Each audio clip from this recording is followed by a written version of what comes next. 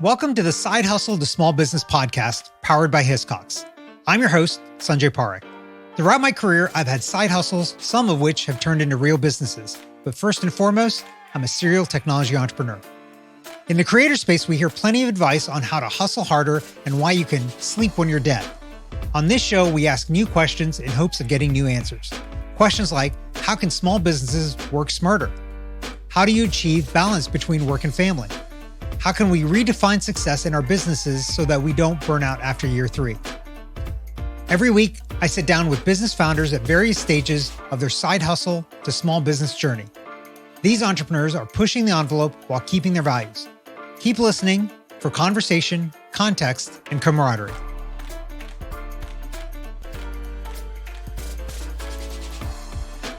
Today's guest is Danae Walker, a professional organizer based out of the Washington, D.C. area. Using your signature declutter method, Danae helps families and individuals create a space that works for them. Danae, welcome to the show. Thank you. Thanks for having me. So I'm excited to have you on because I will be the first to admit I'm not that organized. I think I'm organized on my computer, but in real life, not so much. But we'll talk about all of those challenges and problems in a minute. Give us a little bit about your background and what got you to where you are today. Sure. So I grew up in a military family. I moved around all over the world with my mom being in the Army. So I was born in Georgia, but then we lived overseas in Germany and Italy, bounced back to the States, went from Georgia, Hawaii, and then I did college in Tampa. From there, I got a PR degree and I decided I'm going to move to DC. So I packed up my car and my dog with no job. I was a bartender, I got a gig bartending. Literally, I moved there on a Tuesday, had my first shift on a Friday. Like I put all my ducks in all my eggs in one basket and just did it. So after that, I got a job running a promotional team through a liquor company. And then I started working in the spirits world. Yeah. Oh, wow. Mm-hmm. So did that job stem from being the bartender? Is that pretty much. I think because they knew that I knew my thing around the bar and I had worked with promo agencies before, it was an easy transition for me to go to managing a team of models. And I knew how to schedule and all of that stuff in payroll. So yeah, I did that for a while. And then Remy Martin liked me and I got hired directly with them. Oh, that's awesome. It's so funny, like the just serendipity of life, right? And also like the ignorance of youth as well, of just like, I'm just going to pack up my car and go to DC with no job and figure it out, right? Like that sounds a little terrifying now, maybe, but to me at least, maybe not to you, but yeah, it's obvious that it has all worked out. So then, so somehow along the way, then you started this business. How did that all happen? Right. So I got laid off after a few years, after 6 years working in the spirits industry. I went from spirits to coffee, actually. And I went through another layoff. And I'm like, I can't believe it. I cannot keep doing this with this corporate life. And so at the time, there was a really popular organizer that came out. And she had her TV show, Marie Kondo. And she's huge. Everybody that's an organizer knows who she is. And I got really into her technique and her methodology about, what things spark joy and just holding on to the things that you love. So I started picking up jobs through a gig app and I really enjoyed it. But I didn't put any faith in doing that full time. So I did go back to one last corporate gig. And then after that, I'm not gonna lie, I got fired from that job. I don't know why I stayed in sales for so long because I really was not good at it. So I had the opportunity to start this business and go all in, and I did. Yeah. Do you think you got fired because your heart just wasn't into it because you knew you did the organizing thing? Absolutely. I knew that I did not like going in every day. I did not like what I was selling. I didn't like the whole vibe in the office. It just wasn't me. And I was miserable and I just didn't put my full effort into what I was doing. And I didn't like that pushy kind of salesy kind of thing that we were doing. And it showed in the numbers because I wasn't making any sales. And eventually it's like, okay, this isn't for you today.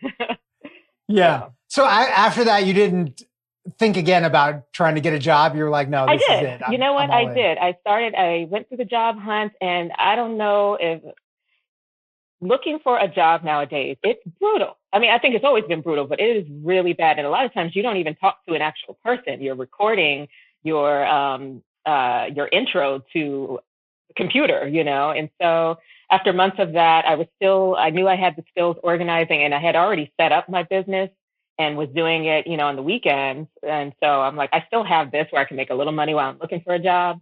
And then finally, my boyfriend actually was like, why don't you you got the time, put all your energy into this because you're good at it. And I said, all right, let's do it. Yeah. Had you ever been an entrepreneur before No. this? Is this the first? Okay. Not at all. Not at all. Anybody in the family? No. I mean, we got some hustlers, we got that hustle cousin, but no entrepreneurs in the family at all. Yeah. So did anything make you nervous about going all in, like not having that? Everything made me nervous. Supposedly steady paycheck? Everything made me nervous. That was the most stress, like not knowing how, I was used to relying on, okay, every 1st and 15th, I'm getting this amount of money. It's easy to budget, but not knowing how much you're going to make on a weekly or monthly basis is stressful. Trying to figure out how to get clients, how to even just set up the business. I didn't know any of that.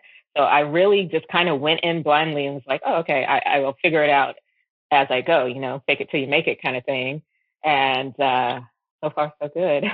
Well, was there anything you did to help you overcome that nervousness? I mean, obviously it's just, like everybody else, you just got to do it essentially. But was there anything that helped you push you over that kind of hurdle? I think that I had a good team behind me. I had a good support system around me. And then I just inundated myself in trying to learn everything. I took advantage of the Small Business Association, the resources that they have for free. I got a mentor through there. That was very helpful, and just whatever free resources I could take, that's what I did. And I mean, I'm still learning. I feel there's still plenty that I need to learn to advance myself. But I just dug as deep as I could. Yeah, I think right there, I think you've hit upon the thing that so many people feel like they can't be an entrepreneur, or they're not ready to be an entrepreneur because they don't know all the things. And the secret is, all of us that are entrepreneurs, we don't know all the things. We probably don't know 99% of the things, but we figure we can just figure it out. And great on you for finding a mentor like that too, that helped you out. Right. In particular about this path that you ended up going down, obviously like you watch Marie Kondo and all that stuff. Was there anything in particular that made you realize that this was the path for you? Like this is what you really love doing? Absolutely. I think that I've always had that helper sense in me. I've always done volunteer work and things like that. And it's just something that I've always enjoyed doing. And outside of the organizing a closet or a pantry or that sort of thing, people really appreciate the help that you give them. Like usually the people I'm working with, they're just utterly overwhelmed. And if I can come in and cause some structure in their life and make things easier throughout their day, it really is a blessing, And so it's just such a good feeling being able to help these people. Yeah. Yeah.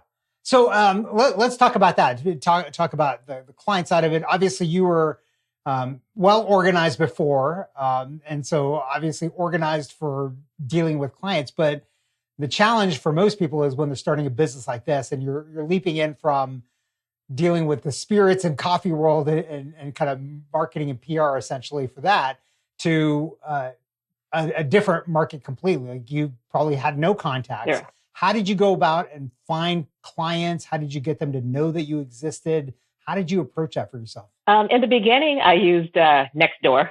I went on Nextdoor and I created a little page and I offered up a discounted rate for me to come in for some of my neighbors. That way I could get some reviews and get some pictures, and it worked. And I still work with a couple of my original clients from there. And then word of mouth, I ran an ad on Google. That was very helpful. And I also ran an ad on Yelp, which was very helpful. I will say one of the key things that helped me is my partner. He's in tech, and so he helped me a lot getting to know SEO. So I think my website was probably like, if you don't know anything about SEO and you build a website and you're wondering, nobody can discover me. How come, I'm not being found? That's why. And so I think I was a little ahead of the game, knowing that I had to put in those keywords and all of that sort of thing. Yeah. Mhm. Having free help at home That is always, is yeah. very, very Uh-huh. helpful. Yes, that's the luck part of entrepreneurship Right. that a lot of times doesn't get talked about. Okay, so talk about like the client side of things, and I think the client side of things of all businesses can be tough. And you've probably got a series of clients that are tough to deal with, and then the ones that are easy to deal with. The easy to deal with, let's not even talk about them because those are easy, right? Let's talk about the tough ones. What is a tough client for you, and how do you deal with them to be able to make them successful? I would say the toughest client that I work with, type of client I work with, are people that don't know how to stop shopping. Like they know that they want. I mean, it sounds funny, but it can be a major issue. It's been almost a compulsion for some people. It's very difficult when someone knows that they are not happy with their space and they know that things are chaotic, but every time you go over to their house to help them, there's 10, 15 more packages. And you're like, oh my gosh, we're trying to get things out of the house and make space, but they're using the shopping as therapy, and so Yeah, I find that to be difficult because sometimes I feel like maybe you're just not quite ready to make this step. You think right, you are, but if you can't stop this part of it, stop bringing things into the house, then we're not going to really be able to move forward. So I find that right. to be difficult. And so I actually do have one client that we're trying a 30-day no spend challenge with her, and we'll see how it goes. you know. Yeah, So yeah. Do you? So for a lot of entrepreneurs, when they have difficult clients like this, they try to figure out a way to either um, make that relationship better or fire that client. What do you think about that in terms of your business? Like, do you think about clients of like, look, I just can't help you, and you need to fire that client, even if they're going to continue paying you money and you're not going to yeah, accomplish no, anything I for don't them? like that. I will absolutely be honest with them and say, look, I don't think that we're the right fit. I think maybe you need somebody with a specialty in what you're dealing with, like a hoarding Right, situation. I don't really work with hoarders, because it's a completely different animal, right. and I'm not equipped for it, Yeah, and I've had to turn, even in the early days of your business where you're getting one client a week, it's even that and you need the money, but I just know that I'm not equipped to work with hoarders and I have to turn it down. But what I do is try to use my network or use my resources to find someone that I can introduce them to.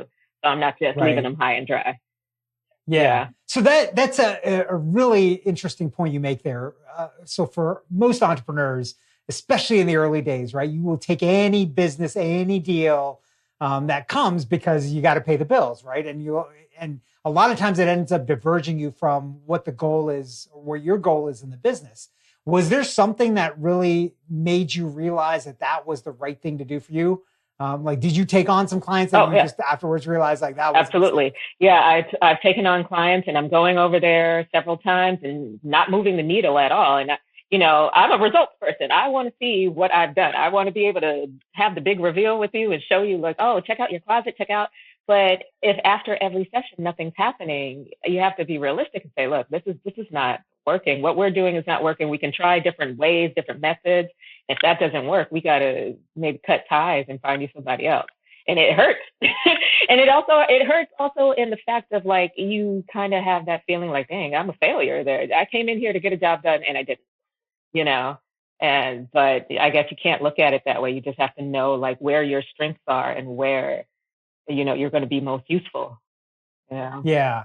Yeah. That's interesting. Okay. I want to change topics a Okay. little bit. I noticed that you have a Substack that you're Oh using gosh, to kind yeah. of talk about stuff, right? What motivated you to start that? How has that gone for you? Like, is a marketing tool, or is it a marketing tool for you? Yeah, a little bit of both. So eventually, I'm trying to grow the list so I can talk more about wellness in general. The more I work with these clients, I realize Uh-huh. that clutter and mental health are sometimes hand in hand. I feel like the bigger the mess is, the bigger the mess in your mind is.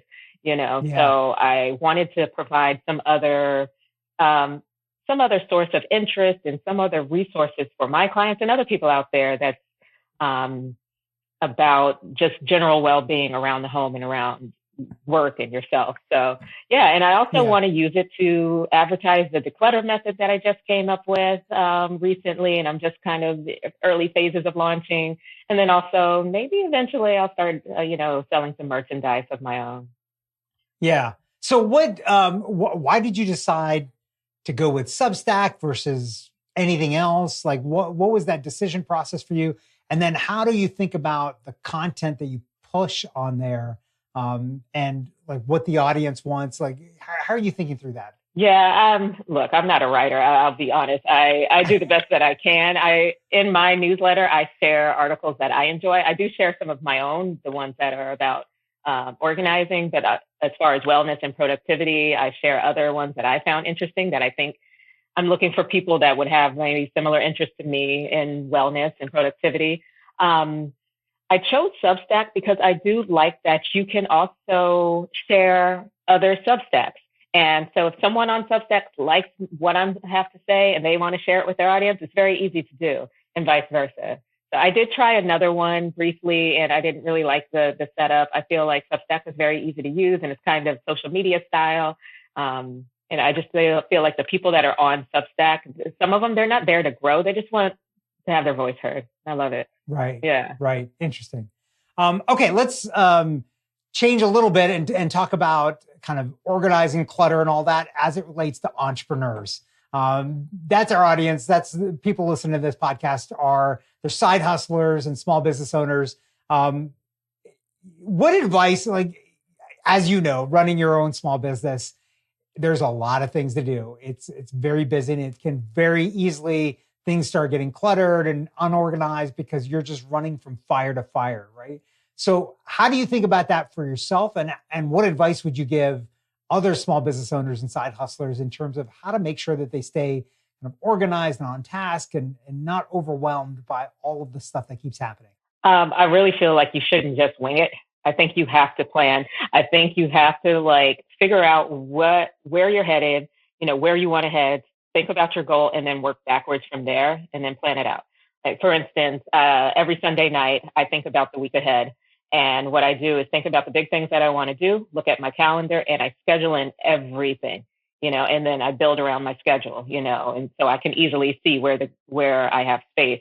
And so if I wait day to day to try to figure out, 3 o'clock I have time, it's too late by then. I've already laid out what I need to do, and then I can see very clearly, where I have space if something pops up. But I do think, planning backwards, I think you have to at least plan out like 5 years, 3 years, 1 year, and figure out what resources you need to get you to where you're going. Yeah. That's an interesting kind of long, medium and near term planning horizon. And interesting that you're saying 5, 3, and 1, because I think those are different than what a lot of people say. A lot of people talk about 10 or 20-year plans or whatever, right? And I think that's a little bit more near term. So that's interesting to me.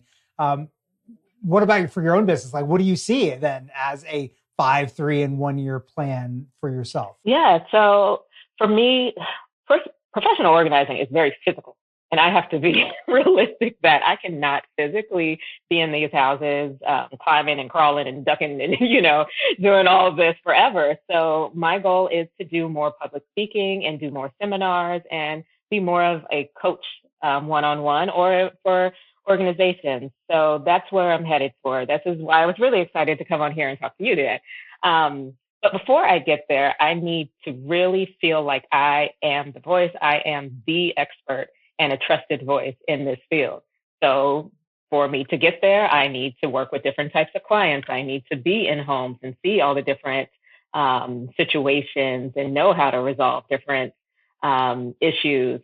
And then from there, maybe have a team that I can send out. Like I said, I ran the liquor promotions and I had a team of models, and soon I'll have a team of organizers that I can send out, and, they can teach the declutter method to their clients, and, go from there.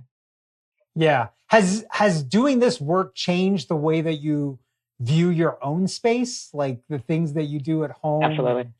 Yeah. Like in what ways? Well, it's funny because earlier you said, it's obvious that you're organized. No, I was not organized. The reason why I became organized is because I'm lazy. I don't like looking for things. So I love it. I love it. I don't like things. When I want a pair of scissors, I want to know exactly where the scissors are. So I put things like items together, and I sort things to where I don't have to, like your pots and pans. I hate having to reach up underneath something to pull something out. Like I want things for me to be able to, pull out like a book or whatever. And so, yeah, for me, it was really before I moved into this house, I was living in a small apartment and I had to get really creative, to say the least, about how I used my space. And that helped me understand, like, you can't have everything in here. So you either don't bring it in or you need to let go of some things and use the space that you have, and don't try to force things in that don't fit. Yeah. Yeah, that makes sense. Okay, let's change topics a little bit here and talk about kind of health and wellness. And, what does it mean to you for setting boundaries, and how do you set boundaries between you and your clients and work and all of these things? That's such an amazing question, because in this industry, you become very, very close to your clients, because I'm literally in their house touching all their stuff. I see everything, and a lot of times you become very friendly with your clients. I don't want to say I don't become friends with my clients, because you do have to realize, like, you hired me and we still have to keep that professional relationship. And then you also, and I went through this today, actually, you have to be careful about giving too much friendly advice, like telling someone how to raise their kids, like me telling them, you have to give your kids chores. No, it's not my place to tell them they have to give their kids chores. So setting those boundaries of, yes, I am a hired professional to help you. I will give you guidance, and it's for you to take it from there. We may not be going out for drinks or something this weekend, but we might, It really depends. And a lot of times, some of my clients, they've been through trauma, and they, for lack of a better term, sometimes they will latch onto you because you become so personal with them. And you just have to be careful with that, Yeah. Do you do anything to make sure you keep those boundaries intact? Yeah. I mean, I've had clients, they call me off hours, and I just kind of let them know, like, look, I'm here with my family, and we'll catch up when you're ready to talk about what we're doing next at your house. I try to be kind about it, and if they need to vent about something, sure, but it can really get you in a sticky situation sometimes. Right. Yeah. How do you think about for yourself, health and wellness and exercise and all that stuff? Do you work it in, or I have to? Is it you're physical because you're in everybody's house crawling around? Well, that's the thing. So I'm not any kind of gym rat or anything like that, but stretching, yoga is part of my daily practice, because I have this fear that I'm going to pull something. So I make sure that I am limber, and I don't want to have a muscle injury or something like that, because if I have an injury, that's it. I can't work. Yeah. My job is going out into these houses, and I can't afford to take 2-3 weeks off because I have a torn rotator cuff or something like that, And so I try the best that I can to, make sure my muscles are flexible, and I take my collagen and all that stuff. And, So Danae, do we identify you by the fact that we see you standing on people's lawns stretching before you go inside? Is that what's happening here? No, usually I'm in a dark basement somewhere doing it before I go out. But yes, but yeah, it is true. I was watching one of my colleagues the other day, and she's doing, she's rolling her arm around because she messed up her shoulder. And I'm like, see, you have to be careful. You have to make sure you're careful about what you're lifting and don't overdo it. Yeah. Yeah, you don't want to throw your back out or anything. Absolutely not. That is awful. What about on the kind of same tact as that? What do you think about in terms of like sleep and wellness, and like, making sure that you get enough sleep? Do you do that, or is it just whatever happens? No, I am regimented about my sleep. I am definitely, I don't know. I read that Ariana Huffington book about how she passed out at her desk. And ever since then, I've been very regimented. So I'm usually in the bed at 9:30. Like, yes, I'm Grandma Danae is in the bed at 9:30 and lights out by usually 10:30 if I make it that long. But I am, as far as like when I like to eat and when I like to go to bed, I am pretty regimented about that. And I'm not as early as a riser as I used to be, just in different situations in the house now, but usually by 7, I'm awake and moving around. Yeah. Okay. Yeah.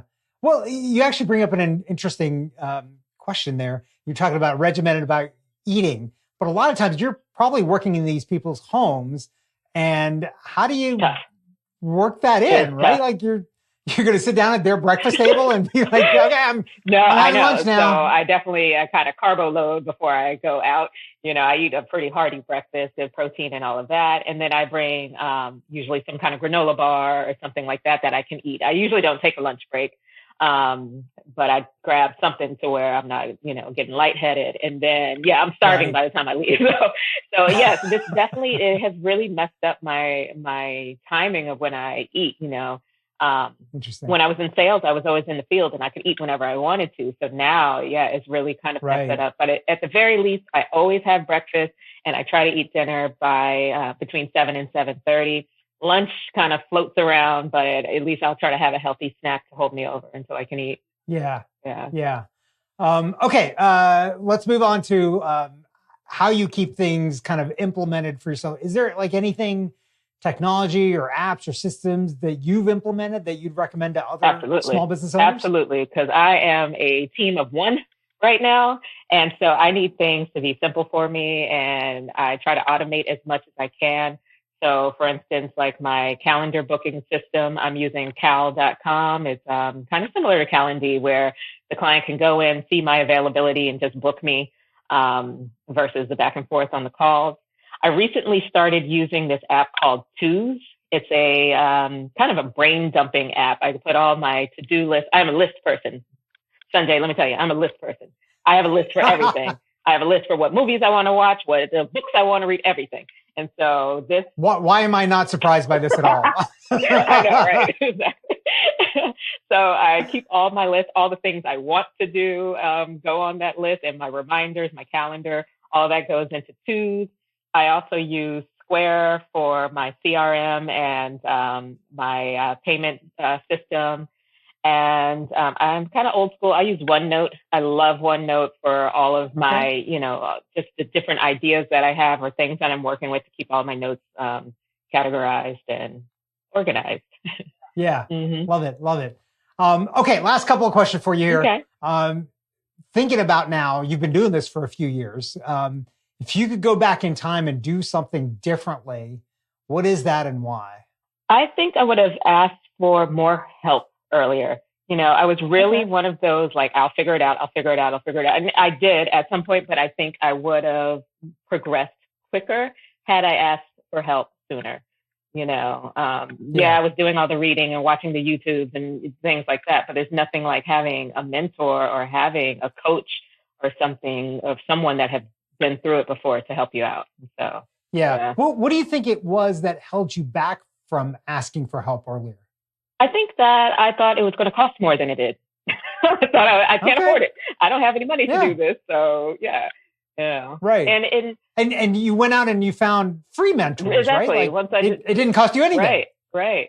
And so even if I were to get a coach that is more specified to my industry, yeah, it's a little costly, but sometimes you have to weigh on where you want to invest your money in your business. Right. Is it running an ad? Is it getting a coach? Is it, in the beginning, you can't do it all, so you have to figure out what's going to be the best thing to move things forward. Yeah. Yeah.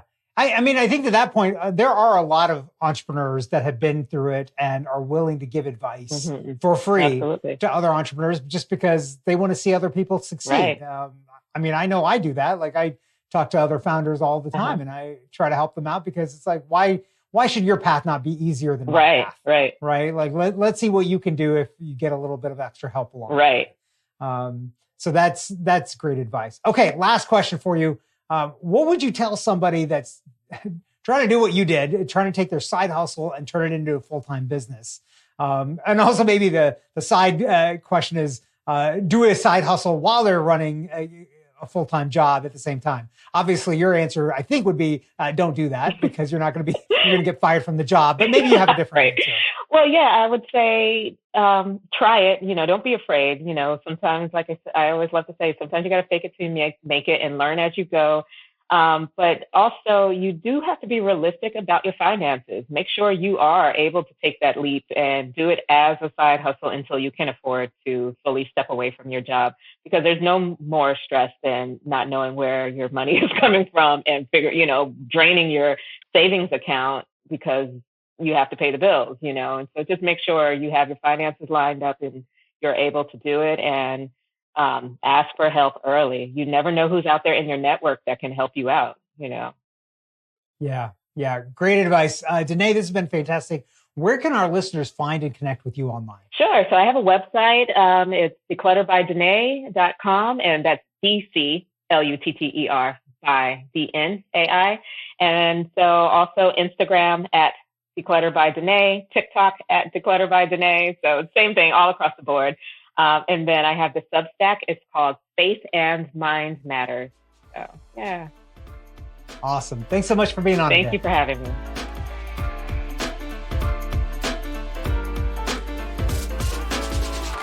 Thanks for listening to this week's episode of the Side Hustle to Small Business podcast, powered by Hiscox. To learn more about how Hiscox can help protect your small business through intelligent insurance solutions, visit hiscox.com. And to hear more Side Hustle to Small Business stories or share your own story, visit hiscox.com/side hustle to small business. I'm your host, Sanjay Parekh. You can find more about me at my website, sanjayparekh.com.